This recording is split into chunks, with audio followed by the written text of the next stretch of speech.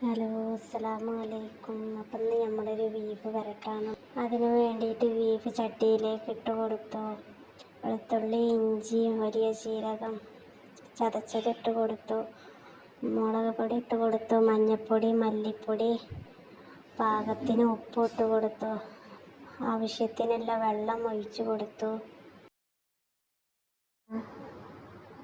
ഇതൊന്ന് കൂട്ടി ഇളക്കി കൊടുക്കണം. എന്നിട്ട് നമുക്ക് അടുപ്പത്തേക്കൊന്ന് വെച്ച് കൊടുത്തിട്ടുണ്ട്. അങ്ങനെ തിളക്കാൻ തുടങ്ങുന്നുണ്ട്. തിളച്ചിങ്ങനെ വന്നതിന് ശേഷം അതിലേക്ക് കറിവേപ്പില ഇട്ട് കൊടുക്കുക. കുറച്ച് പച്ച വെളിച്ചെണ്ണ ഒഴിച്ച് കൊടുക്കുക.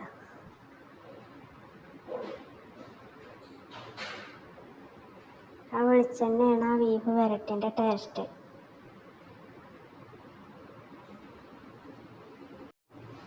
എന്നിട്ട് ഇങ്ങനെ നല്ലോണം തിളച്ച് വരണം. അതിലുള്ള വെള്ളമൊക്കെ ഒന്ന് വറ്റിച്ചെടുക്കണം. നമുക്ക്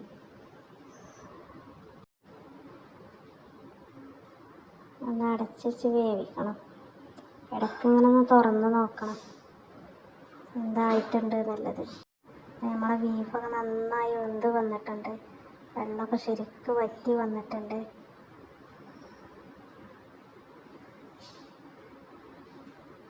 ശരിക്കും വന്നുകഴിഞ്ഞ് നമുക്കിതൊന്ന് ചെറിയ ഉള്ളി ഇട്ട് മൂപ്പിച്ചെടുക്കാം. ചെറിയ ഉള്ളിയിലാണ് ഞാനിത് വരട്ടിയെടുക്കൽ. ഇതാണ് ഈ നാടൻ ബീഫിൻ്റെ ടേസ്റ്റ്. ഉള്ളി ഇട്ട് കൊടുത്തു. അതിലേക്ക് 2 പച്ചമുളക്, കറിവേപ്പില,